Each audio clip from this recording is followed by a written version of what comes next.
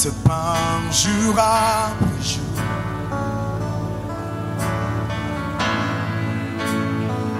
Ce pain jour après jour.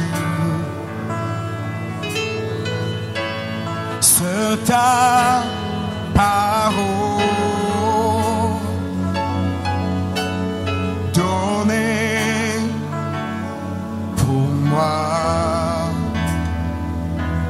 Et moi,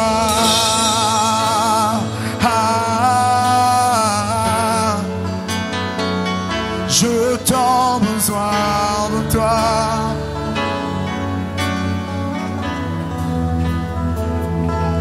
Et moi,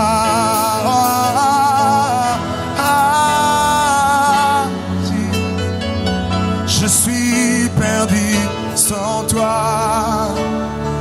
Et moi, c'est ta.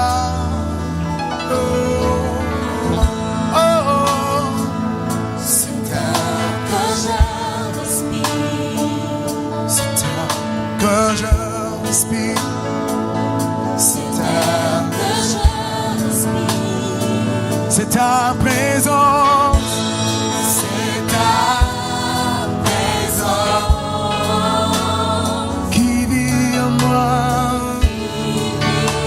en moi. Alléluia. Ce pas jour après jour. Hey, yeah. Ce pas jour après jour. Ce pas jour après jour.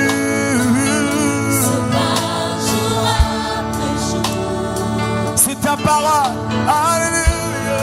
C'est ta parole. Donne-moi. Pour moi. Connaissez, et moi.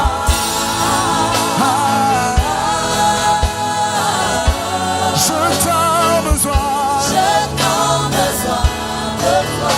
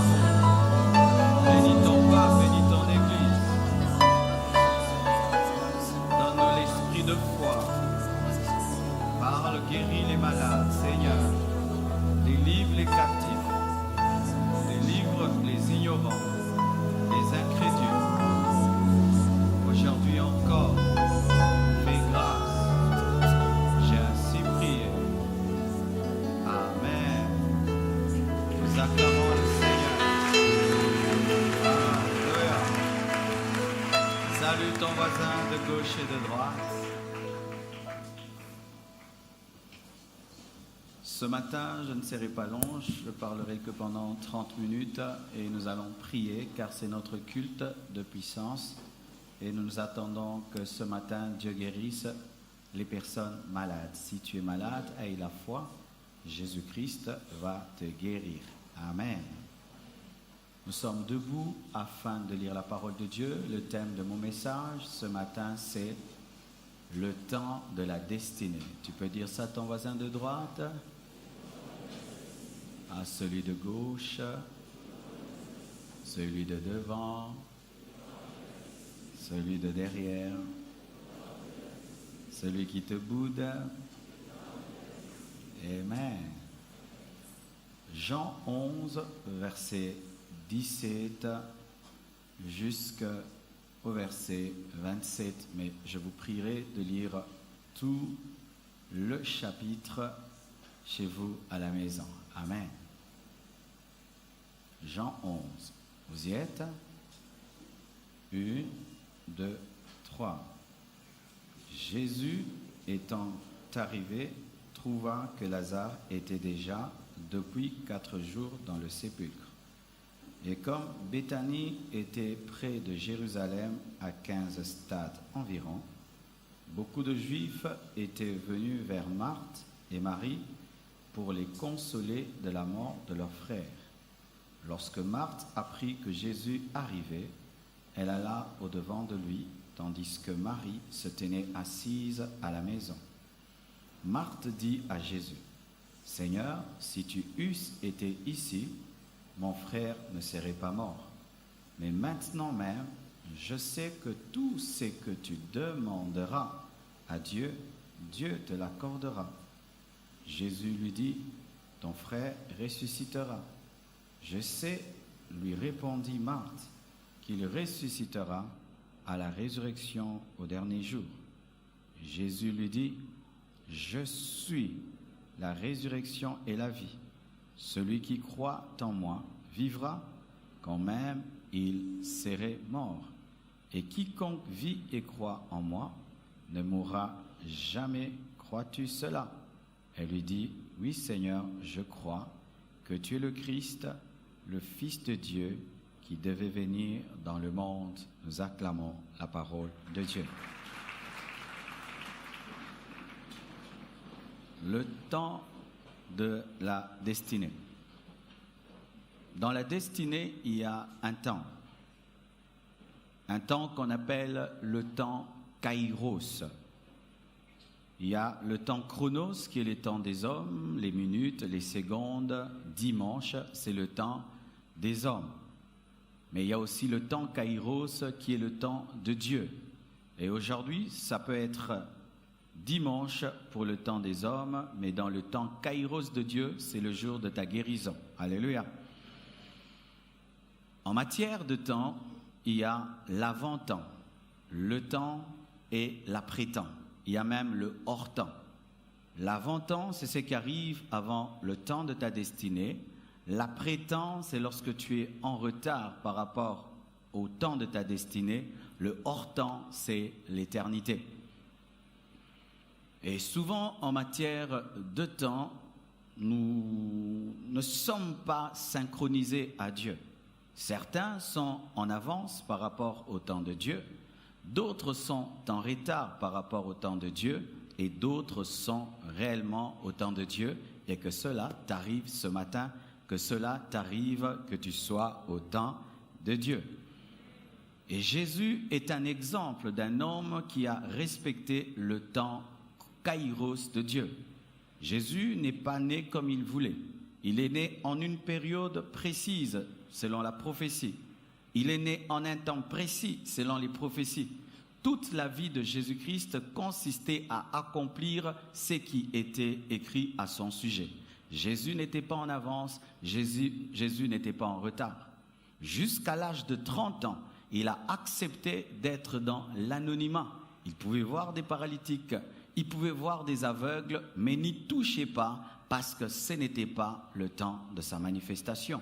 Et lorsque le temps Kairos de Dieu est arrivé, il est sorti de l'anonymat, il est allé se faire baptiser par Jean, il est entré dans le désert et après 40 jours, il a commencé un puissant ministère et il a arrêté à 3 ans, il n'est pas allé à 5 ans, il n'est pas allé à 10 ans, il ne s'est pas éternisé sur la terre, il a respecté le temps de la destinée. Mon frère, Dieu a un temps précis pour réaliser les promesses qu'il t'a données. Et nous voyons dans la parole de Dieu que Dieu avait promis à Abraham que sa postérité sera captive pendant 400 ans. Mais Israël a fait plus de 400 ans, Israël a fait 430 ans, car l'iniquité des Amoréens et des Jébusiens n'avait pas atteint son comble, car la sortie d'Israël de l'Égypte n'était pas seulement source de délivrance pour Israël, mais devait aussi être source de jugement pour les Amoréens et les Jébusiens, et leur péché n'avait pas atteint son paroxysme pour que Dieu les frappe au travers d'Israël. C'est-à-dire que les prophéties ont besoin d'un contour pour s'accomplir. Amen. Et mon temps n'est pas ton temps n'est pas le mien. Amen. Souvent dans nos églises, en matière de temps, nous parlons souvent aux personnes impatientes, aux personnes qui brûlent les étapes, aux personnes qui désirent se manifester avant le temps de Dieu. Et nous avons un bel exemple, Moïse. Moïse avait l'appel d'être un libérateur, mais il s'est manifesté trop tôt. Il a vu un juif qui était violenté par un Égyptien et pris de colère, de patriotisme, il a tué. Ce n'était pas le temps parce qu'un Moïse qui n'a pas rencontré le buisson ardent ne peut pas libérer Israël. Un Moïse qui n'est pas formé dans le désert ne peut amener dans le désert. Il a voulu entrer dans sa destinée sans expérience spirituelle et sans formation ni préparation. C'est pourquoi il a été rejeté. Il a été comme un fruit vert qui veut être vendu sur le marché et qui agace les dents. Et beaucoup de gens échouent dans leur destinée parce qu'ils sont en avance. Ils n'est pas assez préparés, ils n'est pas assez formés. Ils pensent que le potentiel suffit, ils pensent que les aptitudes suffisent. Alors il faudrait que Dieu te taille, te forme, te brise et te travaille. Alléluia.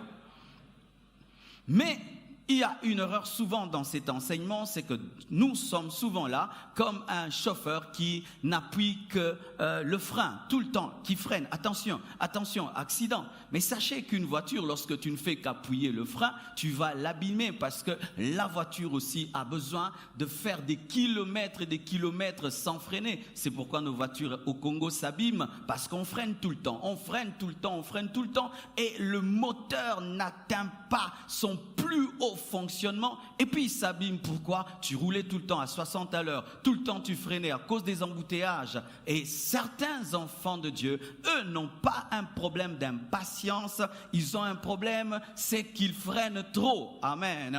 C'est là maintenant le problème que nous trouvons dans ce passage de Jean 11. Dans ce passage de Jean 11, il y a comme une cacophonie de temps. C'est-à-dire, il y a trop de temps. C'est-à-dire, d'un côté, Jésus qui parle au présent, qui parle au futur proche, et puis Marie et Marthe qui parlent au futur lointain, Jésus-Christ qui parle au présent, et Marie et Marthe qui parlent au passé. Et tu te dis, mais cette histoire, elle est bizarre. Et quand j'ai lu ce passage, bien-aimés frères et sœurs, j'ai senti comment Jésus-Christ n'était pas à l'aise dans cette histoire, parce qu'il voulait préciser le temps. Amen. Frères et sœurs, Jésus-Christ arrive dans la maison de Marie et Marthe et trouve qu'ils ont un deuil. Et Jésus-Christ le savait. Amen. La Bible nous dit que Jésus-Christ savait que Lazare était mort et il a dit à ses disciples qu'il dort. Et puis quand ils ont voulu alors le réveiller, Jésus a précisé non, il est mort. Jésus-Christ est venu en retard, comme on dit à Lingala, Nanko. Amen. Parce qu'il voulait, au-delà de manifester la guérison, il voulait manifester la résurrection. Amen. Des fois, Dieu tarde d'agir dans ta vie parce que ton problème n'est pas assez grand pour qu'il puisse se révéler. Il a déjà trop résolu ce genre de problème dans ta vie qu'il aimerait passer à autre chose. Amen. Mais il y a un problème, c'est que Jésus-Christ vient et parle à Marie et Marthe leur disant « Il ressuscitera ». Mais Marie et Marthe disent « Si tu eusses été là », le passé. Jésus dit « Il ressuscitera », le futur. Elles disent « Si tu étais là dans le passé, il ne serait pas mort ». Voilà maintenant un problème. Jésus-Christ est dans le futur, Marie et Marthe sont dans le passé. Lorsque Jésus est dans le futur et toi tu es dans le passé, le miracle ne peut pas avoir lieu. Lorsque Jésus-Christ dit « je veux faire », toi tu dis « tu devrais faire », il n'y aura pas de miracle. Et il y a des gens qui ne vivent jamais la main de Dieu parce qu'ils sont dans le passé. Si Dieu avait agi dans ma jeunesse, si dans ma jeunesse j'avais jeûné, si vraiment hier j'étais concentré, si Dieu avait agi plus tôt, si Dieu, vraiment hier c'était, Dieu te parle de dimanche, mais toi tu es en train de parler de la semaine passée. Oublie le passé car le passé est passé. Concentre-toi sur ton présent. Alléluia. Arrêtez de ressasser tout le temps votre passé. Votre passé est passé. Lazare n'est plus malade, il est mort. Arrêtez de parler de la guérison parce que là le problème n'est plus la guérison, c'est le problème de la résurrection. Élevez votre foi et arrêtez de vous plaindre de votre passé.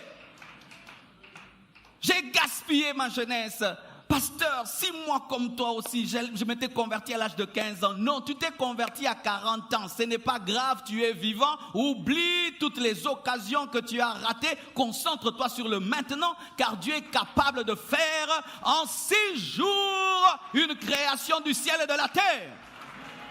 J'aime une femme dans l'histoire de réveil. Elle a connu la puissance de Dieu à l'âge de 50 ans. Elle a eu 9 ans de puissance et puis elle est morte. Mais elle a laissé plus de traces que des personnes qui ont eu l'onction à l'âge de 15 ans. Arrêtez de ressasser le passé. Le passé, si tu étais là. Jésus, si tu étais là. Jésus, si tu étais là. Jésus était là car il a vu Lazare mourir, car il a prophétisé parce qu'il a vu, mais il a refusé de se manifester parce que ce n'était pas le temps qu'il se manifeste. Il ne pouvait pas aller au deuil par sa propre volonté. L'Esprit devait le diriger. Il y a des choses qui sont arrivées aux autres dans leur jeunesse qui ne te sont pas arrivées à toi parce qu'il n'était pas prévu que ça t'arrive. Alléluia. Oui, à toi Dieu a permis que tu puisses perdre tes parents à l'âge de 10 ans parce que Dieu voulait te former et que tu sois un responsable. L'autre, il est héritier, mais toi tu es orphelin. Ce n'est pas grave, mais l'orphelin peut percer aussi dans la vie. Le passé. Il est facile de dire que Jésus-Christ est le même hier. Il est facile de dire que Jésus-Christ est le même demain. Mais il est difficile de dire que Jésus-Christ est le même aujourd'hui. Hier, je peux raconter la foi de Moïse. Je peux raconter le Dieu qui a divisé en deux la mer Rouge. Je peux parler du Dieu d'Élie. Je peux parler du Dieu de Jacob. C'est facile. Tu lis la Bible. Oh Moïse, Élie, c'est facile. Mais prendre maintenant la vie de Moïse, l'appliquer à ta vie maintenant. Alléluia. Où tu lis Abraham a eu un enfant âgé de 90 ans. Et maintenant de 100 ans. Et puis tu dis, moi aussi, je crois que je peux avoir un enfant. Même si j'ai 5 années de mariage, je n'ai pas d'enfant. Je les aurai. C'est facile de dire que Jésus-Christ a marché sur l'eau, mais dans le présent, tu dois marcher sur les impossibilités de ta vie. C'est facile de dire, Élie a fait descendre le feu sur ses ennemis, mais aujourd'hui, Dieu veut que tu amènes le feu dans ton quartier et que les sorciers vivent la puissance de Dieu. C'est facile de dire que Dieu a divisé en deux la mer Rouge, mais aujourd'hui Dieu veut manifester au travers de toi qu'il est capable de frayer des chemins là où il n'y en a pas et de te faire arriver là où tu ne peux arriver. Facile de parler de la foi historique, mais Dieu n'a que faire de la foi historique. La foi historique n'est importante que si elle t'aide à rencontrer Goliath. Facile de dire Dieu fera demain. Demain, mon frère, crois que Dieu va te guérir, je serai guéri. Crois que Dieu va te bénir dans 10 ans. Des fois Dieu parle aujourd'hui, toi tu parles dans 3 jours. Des fois Dieu parle aujourd'hui, toi tu dis dans 20 jours. Des fois Dieu parle cette année, tu dis dans 10 ans. Des fois Dieu dit dans 3 mois, toi tu dis dans 30 ans. Synchronise-toi. Tu es en train de retarder le plan de Dieu. Et Jésus-Christ vient. Il dit à Marie et Marthe, il ressuscitera. Et lorsque Jésus-Christ parle, il parle du futur très proche. Mais Marthe dit, oui, je crois, c'est très bien. Mais il ressuscitera au dernier jour, c'est très mal. Conjuguer, c'est que Christ conjugue. Mais aller plus loin que Christ, c'est déjà te perdre. Quelqu'un qui est au passé lorsque Jésus-Christ est au futur fait mal. Celui qui est aussi au futur très lointain alors que Jésus-Christ est au futur proche fait aussi mal. Si je dis Dieu n'agira plus parce qu'il agissait au temps de Moïse, j'ai fait mal.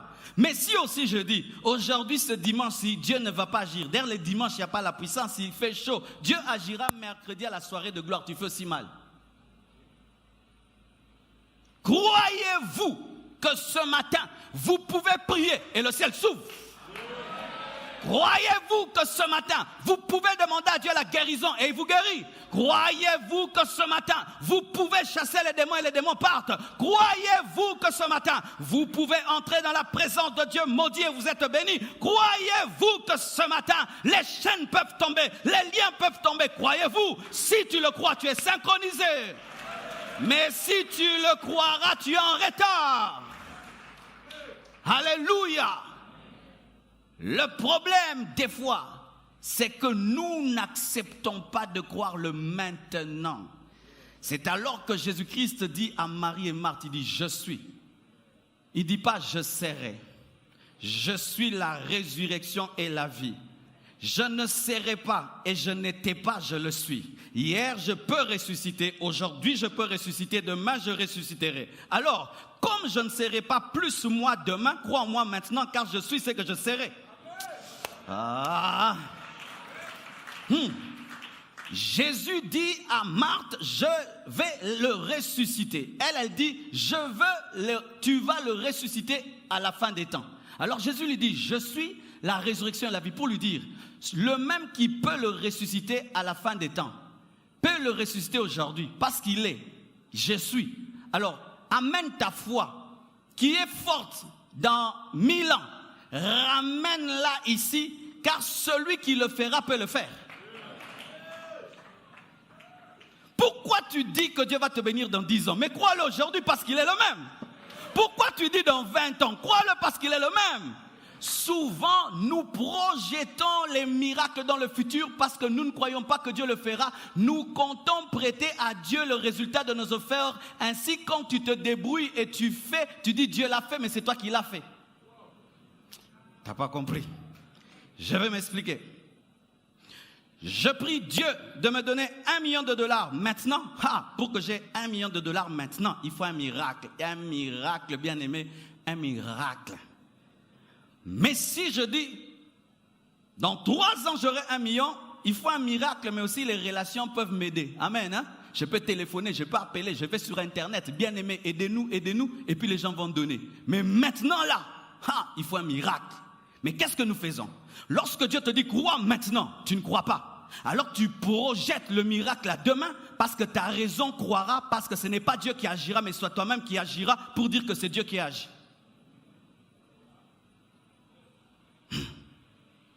Est-ce que tu crois que le kyste que tu as peut disparaître? Il disparaîtra lorsque mon médecin me guérira. Bien aimé, nous sommes fatigués des miracles médicaux guérisons. Nous sommes fatigués. Oui, je crois que Dieu peut utiliser un médecin. Je veux que les gens étudient la médecine. Mais il ne faudrait pas que pour tout témoignage de guérison, il y ait un médecin qui est passé par là. Bien aimés frères et sœurs, ce n'est pas bon. Ce n'est pas bon, ce n'est pas bon.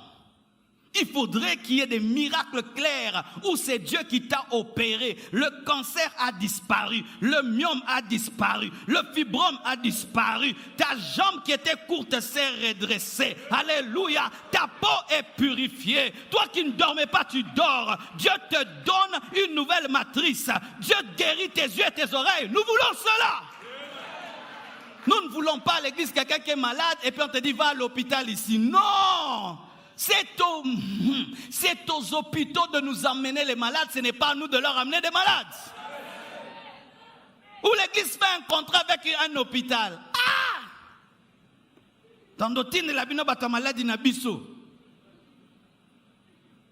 N'est-ce pas que c'est ça que nous faisons maintenant? Une église qui a un contrat avec un hôpital, nous allons vous envoyer nos malades. Vous pensez que les apôtres pouvaient faire ça? Les hôpitaux allaient faire un contrat avec les apôtres pour dire nous vous enverrons les malades. Mais aujourd'hui, c'est l'église qui envoie les malades dans les hôpitaux.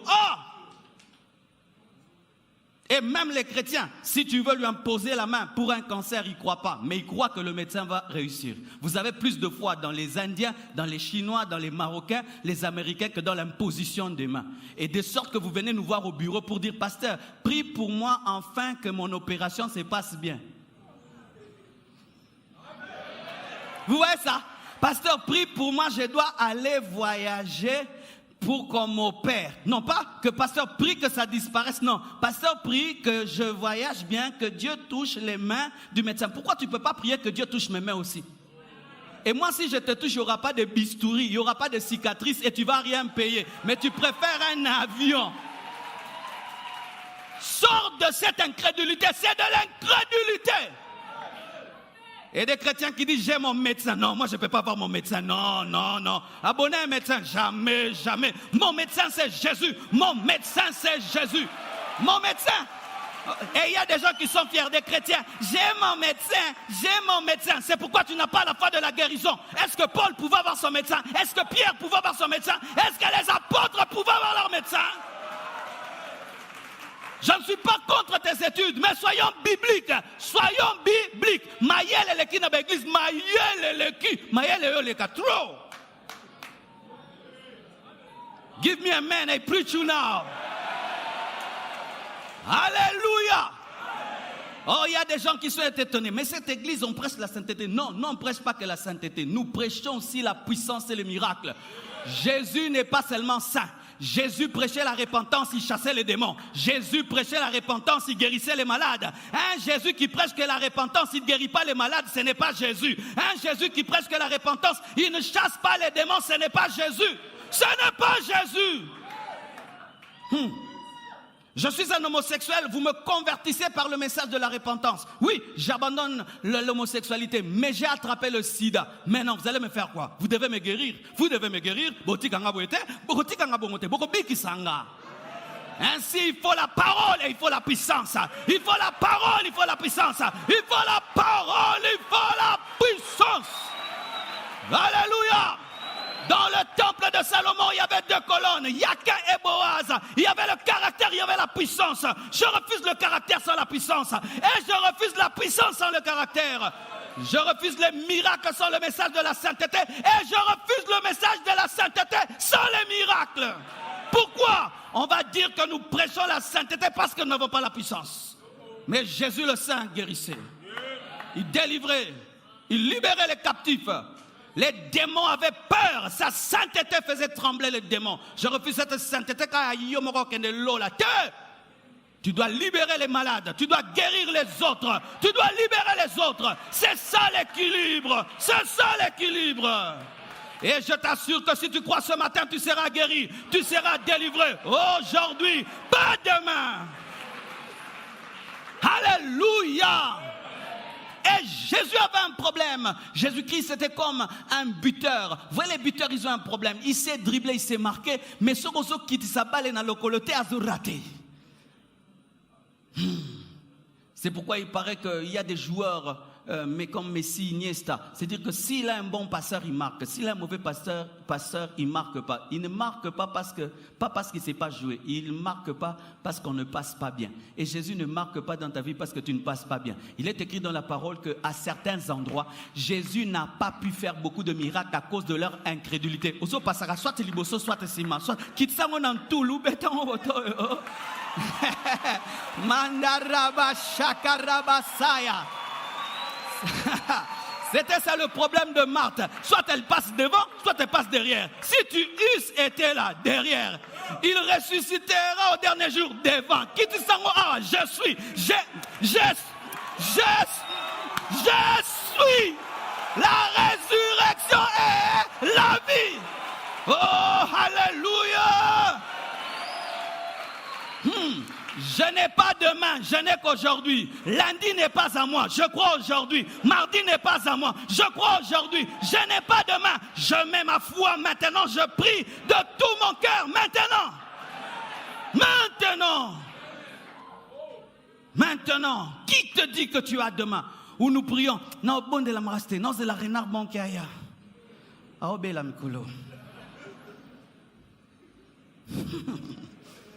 Oui, il y a des chrétiens comme ça. Il attend qu'un prédicateur, un évangéliste, ceci, vienne au Tata Raphaël. Là, maintenant, il va croire. Non. Si tu crois, tu vas jeter tes béquilles. Si tu crois, tu vas voir. Si tu crois, tu vas marcher.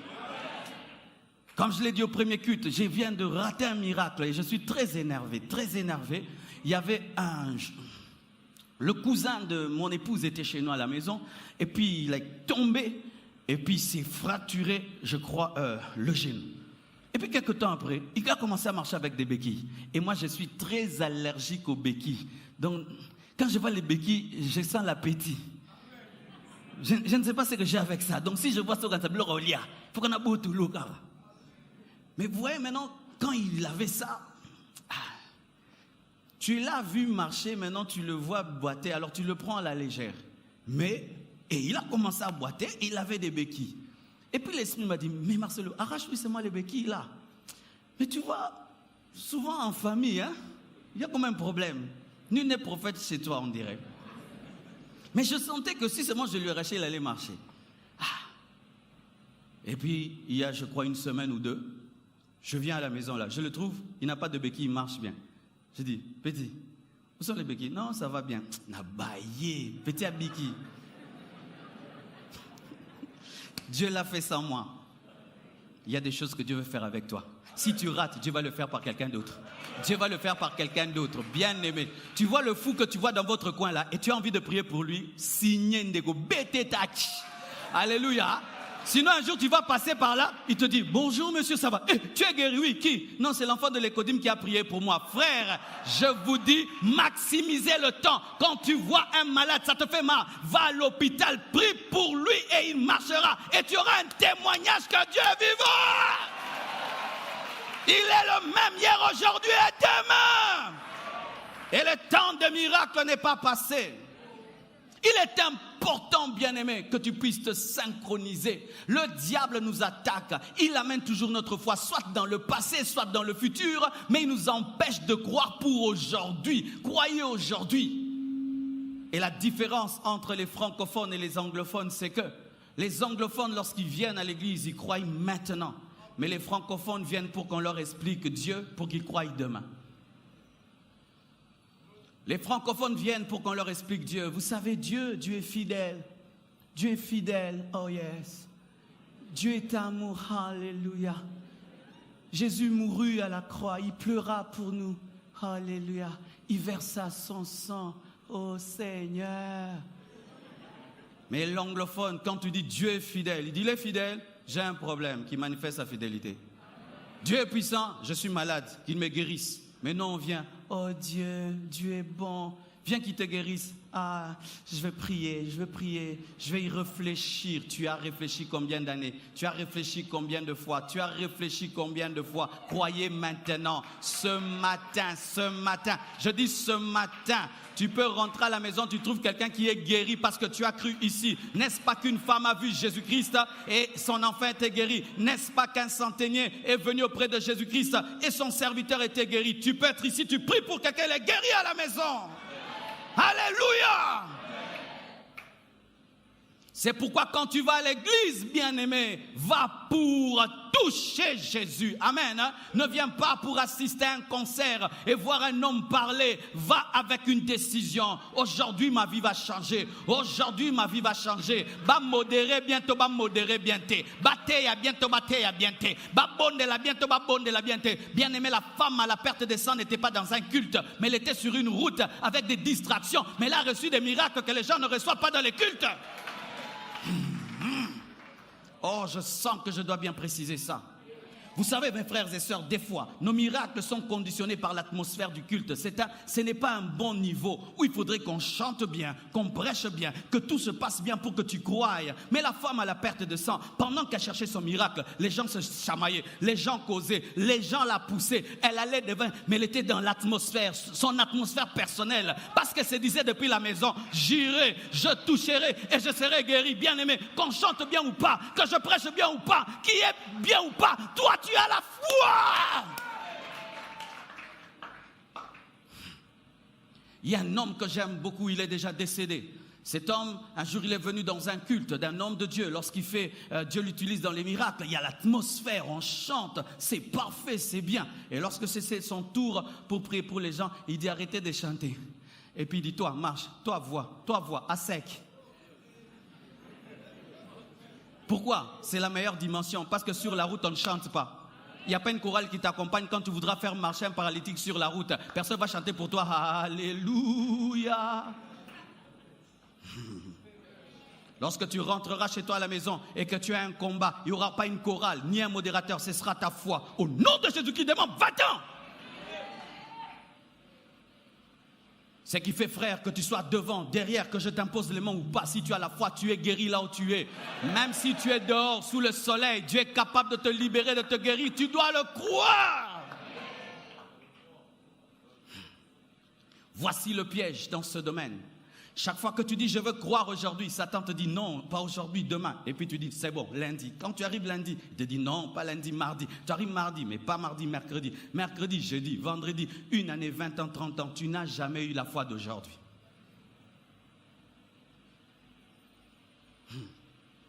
J'avais ce problème dans ma foi. Je priais pour des choses et j'attendais que ça s'accomplisse. Alors une fois, je suis allé dans une nation. Et j'ai trouvé des gens, quand tu pries pour eux, ils attendent ça maintenant. Vous savez que le peuple peut permettre aussi à Dieu d'utiliser son serviteur.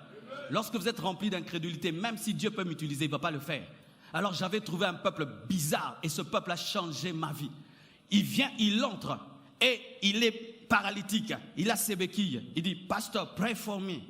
Yes. Et il explique à l'interprète, j'ai eu un accident, je ne marche plus. Je veux marcher sans ses béquilles. Et pendant qu'il te dit, il ne te dit pas que tu pries pour lui et puis il marchera. Non, il veut marcher maintenant. Et dans le salon,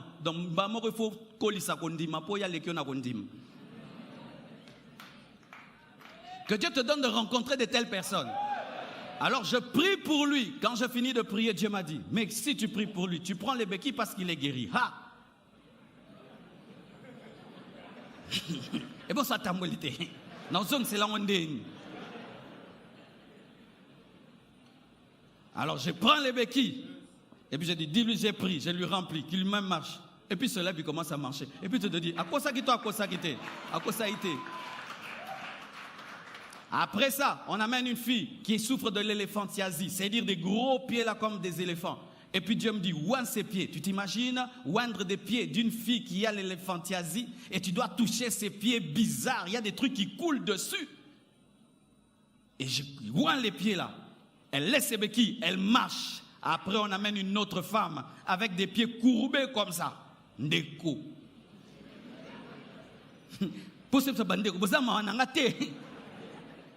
Mais tu vois, ils ont la foi que les pieds courbés vont se redresser. Je dis, comme vous croyez, moi aussi je crois.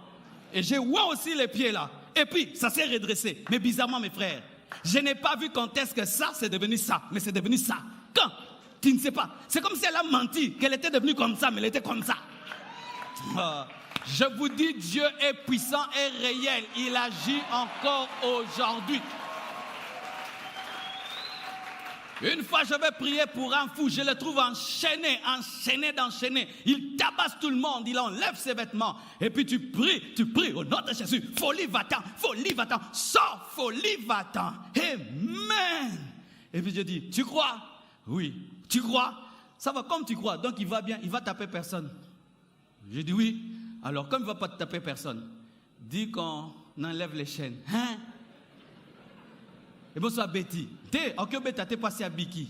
Ah, vous voyez le problème qu'on a souvent? Nandimi, fongole ba chaîne kassondi. Vous voyez le problème? Des fois nous disons, oh Dieu, j'ai eu la foi. Je n'ai pas vu. Est-ce que réellement tu as eu la foi? Si tu as la foi, dis à ce fou, dis à la famille du fou d'enlever les chaînes, si tu crois. Parce que s'il est guéri, il ne va plus taper les gens. Et maintenant, quand on ouvrait les chaînes de hôtel local, et on enlève, il ne fait rien. Aujourd'hui, il est coiffeur. Alléluia. Frère, la foi véritable, c'est maintenant. Maintenant. Je te dis maintenant. Non, maintenant. Je n'ai pas de main. Et voyez maintenant le comportement de Jésus. Il arrive au deuil, et puis il pleure, mais il sait qu'il va ressusciter. Comment on peut pleurer alors qu'on sait que ça va marcher? Jésus-Christ a pleuré parce que même s'il savait qu'il allait résoudre le problème, il avait mal que Lazare souffre en mourant. Alors, frères, sœurs, sache que chaque fois que tu vis un problème qui te fait souffrir, ça fait souffrir Dieu. Et Dieu n'est pas insensible, il aimerait changer ta vie. Et je vous assure, il y a des gens qui souffrent. Un jour, un jeune homme est venu me voir. Mes frères, il sentait mauvais, il puait. C'était du genre, il venait même à l'église ici. Si vous êtes là nombreux, lui, il est toujours au coin. Et moi, je pensais que c'était quelqu'un d'indifférent. Et puis un jour, il vient dans mon bureau, il dit, pasteur, j'ai un problème, je pue. Et vous imaginez un beau garçon, il pue. Comment il va demander la main à une fille? Comment il va se marier? Il dégage une odeur, c'est comme si il pourrit. Et il y a des gens comme ça. Et une fois, je suis allé dans notre extension. Après qu'on ait prié, j'ai regardé comme ça, il était à la chorale, en train de chanter avec les gens. Il ne puait plus, Dieu l'avait parfumé. Imagine un garçon de 30 ans qui urine la nuit. 30 ans, il urine la nuit. Quel dilemme il a? Le matin, il doit se réveiller avant tout le monde pour changer de drap, mettre son matelas dehors. Il aura peur de dormir chez quelqu'un, peur même d'être dans un hôtel, peur même de se marier. Mais il est là, il ne dit pas, mais Jésus pleure. C'est pourquoi, bien aimé dans l'église, il faut le message de la guérison, parce qu'il y a des gens qui vivent des choses. Il y a des belles jeunes filles, tu la vois, elle est belle, mais son cycle menstruel ne s'arrête pas. Elle en a en permanence, mais elle est jolie. Un homme peut venir, je vais t'épouser, mais il ne peut pas te dire, si tu pouvais savoir, c'est que je vis tous les jours. Mais vous dites, non, la puissance, c'est la magie. Non, la puissance, c'est l'amour. C'est l'amour. Tu as une telle fille à la maison qui a en permanence des pertes et qui ne peut pas se marier, et qui ne peut pas. Elle ne peut même pas nager, elle ne peut pas ceci, elle ne peut pas cela. Imagine que tu as un père qui est lépreux comme Naaman, le général. C'est pourquoi Jésus pleura. Jésus pleure lorsque ton corps te fait souffrir. Mais il demande seulement une seule chose, ôte la pierre, et il fera le reste. Devant le plus grand problème de l'homme, la mort, Jésus-Christ n'a pas crié, plutôt Jésus-Christ n'a pas veillé, il a seulement rendu grâce, afin de démontrer aux hommes que ce qui est compliqué pour vous est facile pour moi. Ce qui te complique ne le complique pas. Si seulement tu crois ce matin, ton Lazare va ressusciter. Et une chose va arriver, lorsqu'il va ressusciter, sans point d'appui, il va se relever, car celui qui ordonne au dehors est au dedans. Jésus-Christ a parlé au dehors, mais au dedans, Lazare s'est relevé. Pourquoi? Il avait déjà précédé Marie et Marthe dans le tombeau. Quand tu trouves que ton problème est terrible, Jésus t'a déjà précédé dans ta fosse.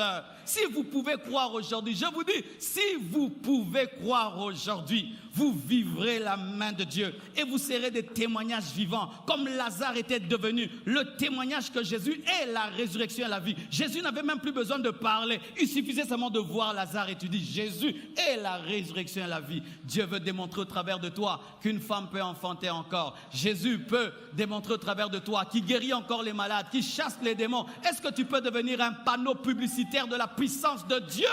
Un panneau publicitaire de la puissance de Dieu. Il y a un frère un jour ici qui était paralytique. Il a jeté ses béquilles, derrière sa béquille là dans le bureau. Et chaque fois que je le vois, qu'il marche bien, moi je regarde, je dis, Dieu est vivant. Lui il marche, mais moi je dis, Dieu est vivant. Ce ne sont plus des pieds, ce sont des panneaux publicitaires. Alléluia. Lorsqu'on voit Isaac, c'est un panneau publicitaire. Et j'aimerais que tu deviennes un panneau publicitaire de la puissance de Dieu.